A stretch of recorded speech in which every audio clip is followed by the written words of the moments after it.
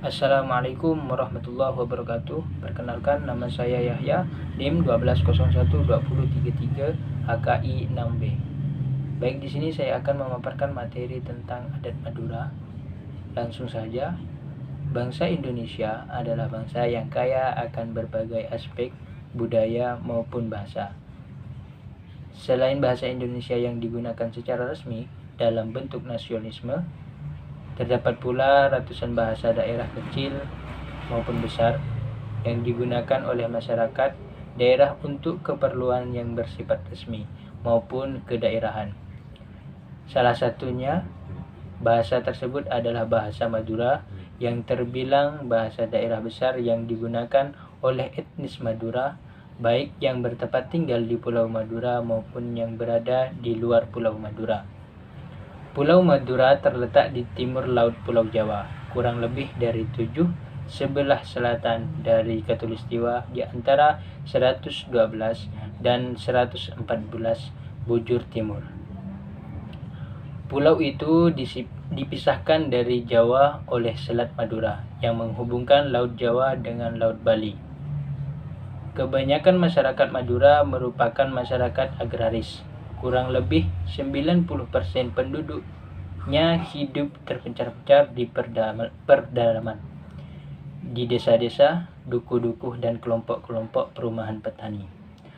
Adapun pertumbuhan dan kepadatan penduduk di Madura, yang walaupun tanahnya tidak subur, Madura adalah pulau yang berpenduduk padat. Bahasa Madura merupakan serupa dengan masyarakat dan adat istiadatnya, masih tetap eksis, termasuk dalam perannya sebagai pemelihara, menumbuh kembangkan, dinamisi, maupun pewaris nilai-nilai dan norma-norma kehidupan. Sekalipun di sana-sini terdapat berbagai perubahan, namun hal tersebut tidak boleh dianggap sebagai penyimpangan. Penutur bahasa Madura yang merupakan masyarakat dan merupakan kelompok manusia dan atau yang hidup berkelompok karenanya saling berhubungan dan saling mempengaruhi. Walaupun pada dasarnya para penutur bahasa Madura menggunakan bahasa yang sama, namun kesamaan mutlak tidak memungkinkan. Terdapat ciri khas perbedaan, baik yang bersifat dialektis, siolektis, idiolektis maupun lainnya. Hal itu yang menjadi ciri khas bahasa Madura besar. Selain itu, orang Madura juga banyak merantau ke wilayah lain terutama Kalimantan, Jabodetabek, Bali, juga negara Timur Tengah khususnya Arab Saudi. Beberapa kota di Kalimantan seperti Sampit dan Sambas. Pernah terjadi kerusuhan etnis yang melibatkan orang Madura disebabkan oleh kesenjangan sosial, tetapi sekarang kesenjangan itu sudah mereda dan etnis Madura dan penduduk setempat sudah rukun kembali. Orang Madura pada dasarnya adalah orang yang mempunyai etos kerja yang tinggi, ramah, giat bekerja, dan ulet. Mereka suka merantau karena keadaan wilayahnya yang tidak baik untuk bertani. Orang perantau asal Madura umumnya berprofesi sebagai pedagang, misalnya berjual beli besi tua, pedagang asongan, dan pedagang pasar. Namun tidak sedikit pula di antara mereka yang menjadi tokoh nasional seperti Mahfud MD, Rahmat Saleh, Wardiman Dojonegoro. Terus kepercayaan adat Madura atau suku Madura, mayoritas masyarakat suku Madura hampir 100% beragama Islam. Bahkan suku Madura yang tinggal di Madura bisa dikatakan 100% Muslim. Suku Madura terkenal sangat taat dalam beragama Islam seperti halnya suku Melayu dan suku Bugis yang juga sangat menjunjung agama Islam dalam kehidupan sehari-hari. Salah satu sebabnya dengan adanya pondok pesantren yang terbesar di seluruh Pulau Madura, misalnya Pondok Pesantren Miftahul Ulum, Penyampaian Pesantren Mambaul Ulum Bata-Bata, Pondok Pesantren Al-Midyin Payuan, Pesantren Darul Ulum Kabupaten Pamekasan, dan masih banyak yang lainnya. Suku Madura dikenal dengan intonasi bicaranya yang keras dan terdengar kasar.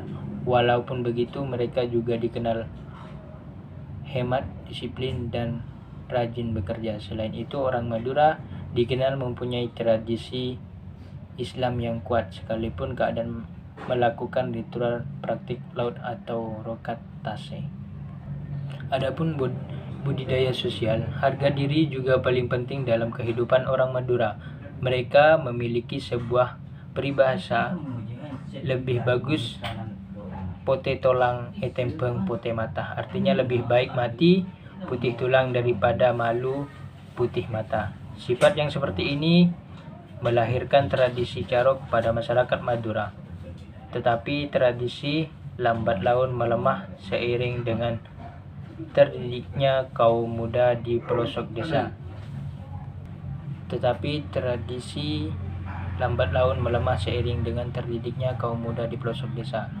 Dahulu mereka memakai kekuatan emosional dan tenaga saja, tetapi kini mereka lebih arif dalam menyikap berbagai persoalan yang ada. Ada perbedaan di antara Madura Timur, Sumeneb dan Pamekasan dengan Madura Barat, Sampang dan Bangkalan. Orang Madura Timur lebih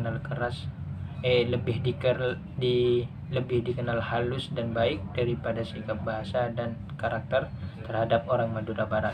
Orang Madura Barat lebih banyak merantau daripada Madura Timur.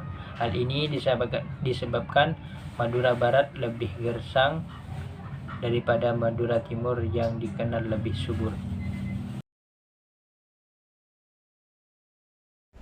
Bismillahirrahmanirrahim. Langsung saja saya Abdul Wahid akan menjelaskan tentang budaya Madura. Adat kebiasaan yang merupakan hukum yang tumbuh dalam masyarakat Indonesia. Wujudnya adalah berupa kaidah-kaidah hukum yang bangkit dan tumbuh di dalam dan disebabkan oleh pergaulan hidup manusia. Keseluruhan hukum adat timbul di dalam dinamika hubungan antar manusia. Karena itu, susunan pergaulan hidup manusia akan menentukan sifat, corak daripada kaidah hukum. Karena itu juga untuk dapat memahami sistem adat kebiasaan, sehingga dapat tumbuhkan nilai dari kaidah-kaidah menurut proporsinya. Maka terlebih dahulu harus difahami sifat dan struktur susunan masyarakat di dalam mana adat kebiasaan itu tumbuh. Dan masyarakat Madura sendiri yang mempunyai sifat dan karakter yang halus, mempunyai etika yang baik, perkataannya yang lembut, tidak suka bercerai, tidak suka berkelahi tanpa menggunakan senjata celurit yang menjadi senjata masyarakat Madura. Di dalam berkelahi juga masyarakat Madura tergolong dari kalangan santri. Mereka ini keturunan orang-orang yang zaman dahulunya bertujuan untuk melawan penjajahan Belanda yang menjajah Pulau Madura itu sendiri. Dan setelah sekian tahun penjajahan Belanda meninggalkan Pulau Madura, budaya carok dengan menggunakan senjata celurit masih saja ada di Pulau Madura itu sendiri, terlebih khususnya di kota Sampang. Lanjut, saya akan menjelaskan tentang baju Sakera. Daerah Madura, Jawa Timur tidak hanya dikenal dengan berbagai macam kulinernya yang unik dan enak, namun Pulau Garam juga memiliki pakaian yang khas adat yang bernama baju Sakera. Baju Sakera merupakan baju berwarna hitam longgar atau pasaan kombinasi kaos merah putih dan celana hitam longgar atau gombaran yang dikenakan oleh seorang pria di Madura. Dikutip dari berbagai sumber, pakaian adat ini memiliki makna filosofi yang warna hitam melambangkan sikap gagah dan pantang menyerah. Filosofi yang tersebut menyebarkan bahwa rakyat Madura adalah pekerja keras. Sedangkan baju yang serta longgar melambangkan kebebasan dan keterbukaan masyarakat Madura. Di sisi lain, bentuk pakaian yang sederhana menggambarkan kesederhanaan. Kaos motif garis merah putih menempatkan sikap dan tegas dan sangat juang yang tinggi masyarakat Pulau Madura dalam menghadapi berbagai hal. Baju khas ini biasanya dilengkapi dengan oteng atau ikat kepala kain. Ujung simpul di atas oteng tersebut terbentuk huruf alif. Ini menunjukkan ketaatan orang Madura kepada Tuhan sebagai pemeluk Islam. Adapun baju Sakera diambil dari nama pejuang kelahiran Madura yang bernama Sakera. Ia merupakan pejuang yang melawan ketidakadilan penjajahan Belanda sebagai pekerja perkebunan tebu pada awal abad ke-19 di Bangil dan Pasuruan, Jawa Timur. Sekian, terima kasih. Saya akan menjelaskan tentang budaya Madura, yaitu kerapan sapeh atau kerapan sapi. Kerapan sapi ini adalah salah satu permainan rakyat Madura. Orang Madura menyebutnya permainan itu dengan sebutan dengan bahasa Madura, yaitu kerapan sapeh. Permainan ini berlomba dan dilombakan pasangan-pasangan sapi yang dikendalikan oleh seseorang joki yang disebut juga perompak. Pasangan sapi itu dilihat dan diukur kecepatan larinya dalam menempuh jarak sekitar 100 sampai 150 meteran.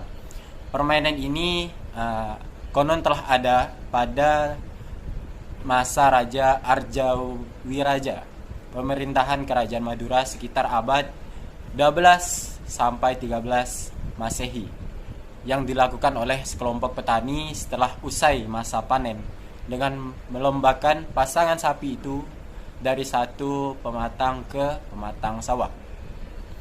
Nah, permainan ini ada yang dilombakan antar desa untuk tingkat kecamatan, tingkat kabupaten, atau antar kabupaten yang ada di Pulau Madura itu sendiri.